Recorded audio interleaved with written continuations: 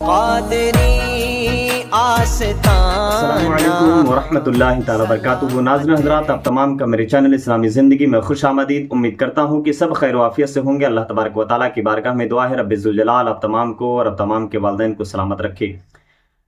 नाज़रीन हज़रात, आज बहुत ही प्यारा बयान आपके सामने लेकर आया हूँ और बयान ये है, सबसे पहले ये जान लें कि दूसरे लोग हमें कब्र गुजारी कहते हैं और उसकी वजह ये बयान की जाती है कि हम सुन्नी सही अक़ीदा मुसलमान जब बुजुर्गान दीन के दरबार में जाते हैं, फातिहा पढ़ने के लिए जाते हैं, तो ये लोग कहते हैं कि तुम कब्र पूजने के लिए जाते हो। तुम में और गैरों में जो कि देवती पूजा करते हैं, जो मूर्ति पूजा करते हैं, उनमें कोई फ़र्क नहीं है। तुम यहाँ मज़ारों पर जाकर सजदा करते हो, वो वहाँ अपने देवताओं के सामने जाकर सजदा करते हैं। लेकिन मेरे भाई, मैं आपको बता दूँ, कोई भी मुसलमान, सुन्नी सही अक़ीदा मुसलमान जो कि जानकार है, पढ़ा लिखा है, वो कभी भी हरगिज़ भी मज़ारात पे जाके सजदा नहीं करता है।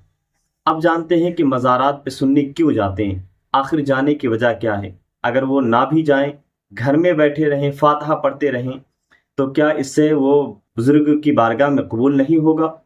अगर हम अल्लाह के वसीले से उनकी बारगाह में कुछ तलब करते हैं, कुछ मन्नत मांगते हैं, अगर हम घर में बैठकर मांगे तो क्या हमारी मन्नत पूरी नहीं होगी? आखिर मज़ार पे ही जाना क्यों ज़रूरी है? आइए ये जानने के लिए, इसका जवाब तलाश करने के लिए मौलाना फ़ारूक रिज़वी साहब की बहुत ही प्यारी वीडियो आपके सामने रखता हूँ। ये वीडियो देखने के बाद यकीनन आप जान जाएंगे कि सुन्नी सही अक़ीदा मुसलमान मज़ारात पे क्यों जाते हैं। आइए मिलकर वो क्लिप देखते हैं, उसके बाद गुफ्तगू करते हैं। देखिए, अब आइए ये एडवोकेट फैज साहब ने उसी बात को किस तरह से घुमा के कहा, जरा सुनिए। सल्लल्लाहु अलैहि वसल्लम फरमाते हैं, मुझे इसकी इजाज़त नहीं। सुनिए। नबी अकरम सल्लल्लाहु अलैहि वसल्लम ने एक दुआ की और दुआ की, अल्लाह मैं अपने वालिदैन की ख़ब्र की ज़ियारत करूं। आप सल्लल्लाहु अलैहि वसल्लम फरमाते हैं, मुझे इसकी इजाज़त नहीं मिली।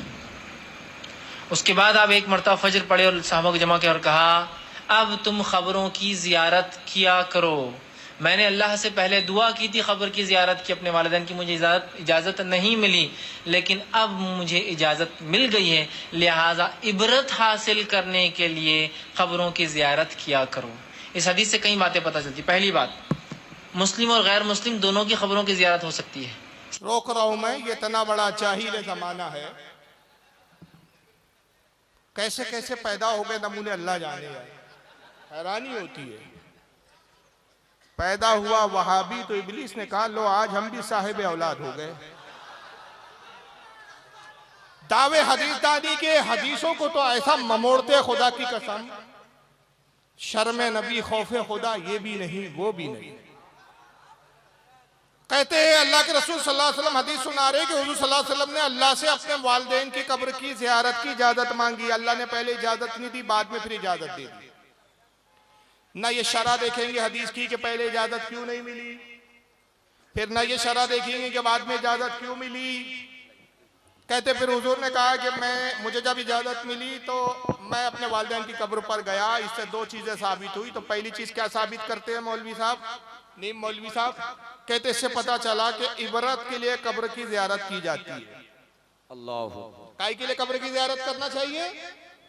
इबरत हासिल करने के लिए। जनाबे आली, ये तुम्हारा बातिल अकीदा होगा कि तुम बुजुर्गान दीन की भी ज़ियारत कर, अव्वल तो कब्र की ज़ियारत करते नहीं। कभी कभार अगर चले भी जाते होंगे तो ये किस नजरिए से जाते होंगे? माज़अल्लाह, इबरत के लिए। हमारे अहले सुन्नत का अकीदा ये है कि आम मुसलमान की कब्र भला इबरत के लिए आप ज़ियारत कर सकते हैं, लेकिन अंबिया और औलिया की कब्र की ज़ियारत इबरत के लिए नहीं बल्कि बरकत के लिए की जाती है। सुभान अल्लाह, सुभान अल्लाह, जिंदाबाद जिंदाबाद। और दलील सुन लीजिए, सही मुस्लिम की हदीस है, आका कहते हैं मैं मेराज पर निकला, जिब्रील ने रोक दिया, किफिया मोहम्मद, रुकिए मोहम्मद सल्लल्लाहु अलैहि वसल्लम। ऐ जिब्रील, क्यों रुकवा रहे हो? मुझे तो मेराज पर जाना है, दीदार खुदा करना है। अर्ज करती है, या रसूलल्लाह, देख नहीं रहे मूसा की कब्र है, मूसा की कब्र की ज़ियारत कीजिए।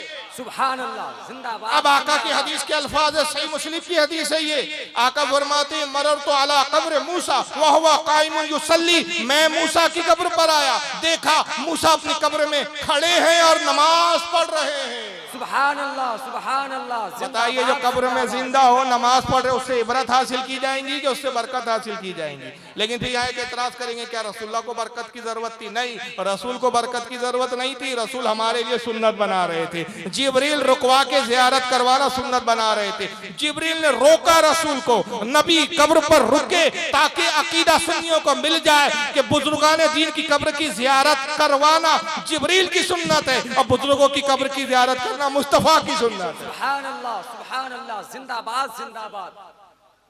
तो इबरत के लिए नहीं होती। ये क्या कह रहे हैं माज़अल्लाह, रसूलुल्लाह के वालिदैन की कब्र की जियारत किस लिए करने गए रसूलुल्लाह? इबरत के लिए। अब दूसरी चीज क्या साबित होती है? उनकी ज़बानी सुनिए। मैंने अपने वालिदैन इसलिए कि आपने क्या कहा, मैंने अपने वालिदैन की खबर की। अब इस मामले में लोगों को बड़ा वो होता है कि क्या आप सल्लल्लाहु अलैहि वसल्लम के वालिदैन भी गैर मुस्लिम थे? तो याद रखिए ये बात बड़ी सख्त है, लेकिन हाँ इसकी हकीकत यही है।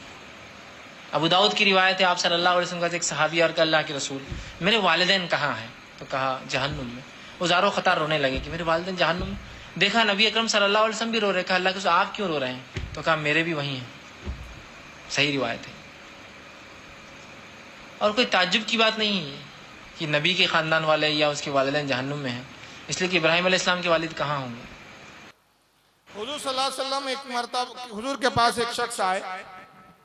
सुनन अबू दाऊद की हदीस है, सही रिवायत है। ये जनाब फैज साहब कह रहे हैं। हुजूर के बाद एक शख्स आए, कहा या रसूलल्लाह मेरे वालिदैन कहाँ हैं?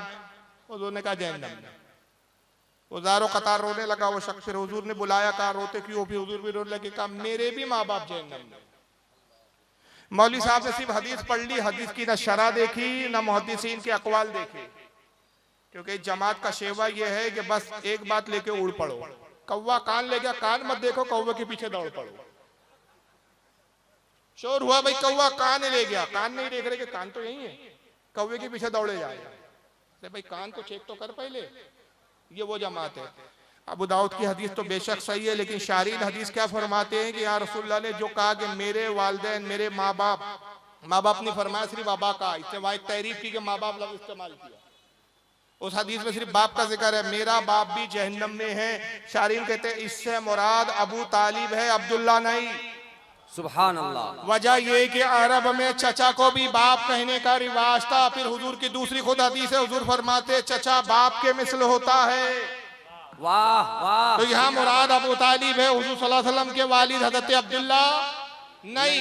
वजह तो यह है, मुहद्दिसीन कहते हैं कि जिस वक्त हुजूर पैदा भी नहीं हुए उससे पहले ही उनका इंतकाल हो गया। तो जब हुजूर को पाया ही नहीं तो ईमान लाने की नौबत ही नहीं आई। जब ईमान लाने की नौबत नहीं आई तो फिर काफिर कैसे?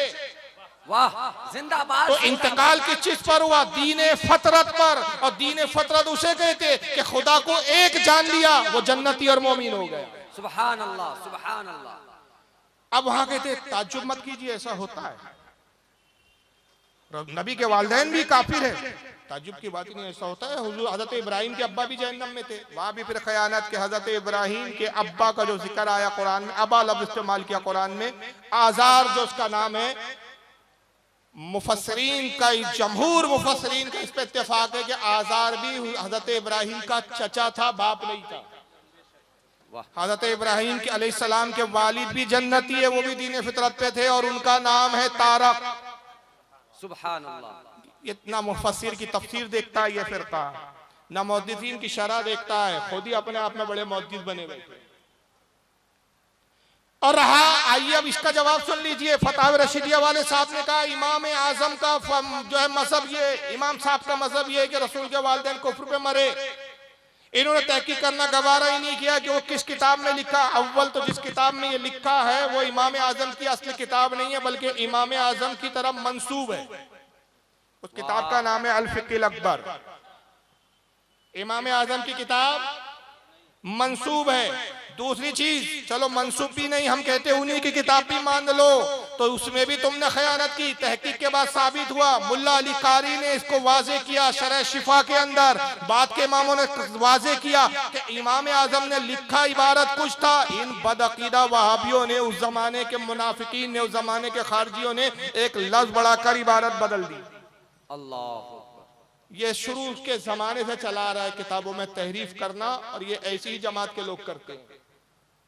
इमाम आजम की किताब की इबारत क्या थी? हज़रत इमाम आज़म अल फ़क़ीह अकबर में लिखते हैं कि वह वलदा रसूलुल्लाह सल्लल्लाहु अलैहि वसल्लम मा माता अलल कुफ्र।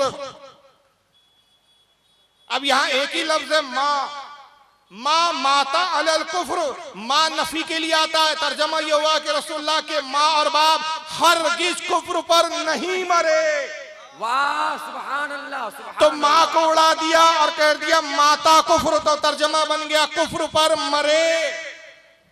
एक लफ्ज के उड़ाने से पूरा मसला बदल गया। बिल्कुल ये ऐसे ही हुआ। मेरी एक किताब है करीने जिंदगी। बाद औकात कातिब गड़बड़ कर देते, बाद औकात बदमाश लोग गड़बड़ कर देते। करीने जिंदगी में ये अज़वाजी जिंदगी पर एक किताब है मेरी, बड़ी मशहूर किताब है और हजारों लाखों की तादाद में अब तक छप चुकी है, लोग पढ़ चुके हैं, अब आज भी छपती है। 3-4 ज़बानों में तर्जुमा हो चुका है, हत्ता कि हमारे पड़ोसी मुल्कों में भी वो किताब छपती है। उसमें एक मसला लिखा मैंने फतावा रज़विया के हवाले से कि जानवर के साथ अगर किसी ने बदकारी की तो उसका गोश्त खाना नाजायज है। क्या है? एक एडिशन एक कुतुब खाने वालों ने छापा, ना गायब कर दिया साहब, ना गायब हो गया। तर्जमा क्या हो गया? वो तर्जमा नहीं, मतलब उसका इबारत क्या बन गई? जो जानवर के साथ बदकारी की जाए उस जानवर का गोश्त खाना जायज। मुझे कई उलमाए कराम के, मुफ्तियाने कराम के फोन आने लगे, भाई क्या लिख दिया? मैंने देखा भाई सारे एडिशन में तो ना लिखा है, तो पता चला एक ही साहब ने कारस्तानी की थी। फिर बोला गया भाई इन्होंने ना या तो बदमाशी से हटाया है अल्लाह जाने, या कातिब से गलती हुई है। तो उसी तरह इमाम आजम की इबारत क्या थी? वह वलदा रसूलुल्लाह सल्लल्लाहु अलैहि वसल्लम, रसूलुल्लाह के वालिदैन माँ माता अलल कुफ्र, कुफ्र पर हरगिज नहीं मरे। बदमाशों ने माँ उड़ा दिया। और ये ना देखा कि कितने मुहद्दिसीन है जिन्होंने इमाम आजम की इस इबारत पर भी जिक्र किया, इमाम आजम के सही मौक़िफ़ को भी जाहिर किया कि वो रसूलुल्लाह के वालिदैन के ईमानी के कायल है। जैसा कि मैंने मुल्ला अली कारी का हवाला दिया, इमाम जलालुद्दीन सूती ने 6 रिसाले लिखे कि रसूलुल्लाह के वालिदैन मोमिन थे। आला हज़रत ने खुद 2 या 3 किताबें लिखी। मैं सिर्फ 2 रिवायतें आपको सुना रहा हूँ और बात आगे बढ़ा दूंगा कि रसूलुल्लाह के वालिदैन, 2 भी नहीं एक ही सुना रहा हूँ, वक्त बचाना है क्योंकि आगे बहुत लंबी मंजिल है मेरी। हज़रत अल्लामा इमाम इस्माइल हक़ी रहमतुल्लाह अलैह तफ़सीर रूहुल बयान के अंदर लिखते हैं कि हज़रत यूनुस अलैहिस्सलाम को मछली ने निगल लिया। आपको वाक़यात मालूम होंगे, तफसीलात ना मालूम हो तो उलमा से पूछ लीजिएगा कि आखिर आप मछली के पेट में क्यों गए। 40 दिन तक मछली के शिकम में रहे आप। 40 दिन के बाद अल्लाह के हुक्म से मछली ने हज़रत यूनुस को उगला। 40 दिन मछली ने अपने पेट में हज़रत यूनुस अलैहिस्सलाम को हजम नहीं किया, तकलीफ नहीं पहुंचाई, हिफाजत करती रही मछली। अल्लाह ताला ने मछली को मुखातिब किया और इरशाद फरमाया कि ऐ मछली, तू मेरे नबी को 40 दिन तक अपने शिकम में लेकर दरिया में घूमती रही, हिफाजत करती रही, बता इनाम क्या चाहती है? मछली ने बड़े अदब से अर्ज किया, मौला मैंने सुना है कि तेरे आखिरी नबी तमाम अंबिया के सरदार तशरीफ लाएंगे, तो उनको जन्नत में एक नहर कौसर देगा, जो जन्नती उसका पानी से सैराब होंगे। ऐ रब्बे कदीर, अगर तू इनाम देना चाहता है कि मैंने तेरे नबी की हिफाजत की और 40 दिन पेट में रखा, तो इनाम ये चाहती हूँ कि मुझे जन्नत में नहर कौसर में डाल दे। इमाम इस्माइल हक़ी कहते हैं उस मछली को नहर कौसर में डाल दिया। ऐ अजीज गौर कर, जिस मछली के पेट में हजरत यूनुस 40 दिन रहे, वो मछली जन्नत में जाती है। जिस शिकम में यूनुस के भी आका 9 माह रहे, वो काफिरों के जहन्नम में कैसे जा सकती है? नारे तकबीर, नारे रिसालत। सुभान अल्लाह। अगर आप भी औलिया इज़ाम से मोहब्बत करने वाले हैं तो कमेंट ज़रूर करें और आप अपनी इस वीडियो के मुतालिक राय ज़रूर बताएं। कैसी लगी वीडियो? अगर आपको अच्छी लगी है तो शेयर करें। मिलते हैं एक और वीडियो के साथ, तब तक के लिए खुदा हाफिज़।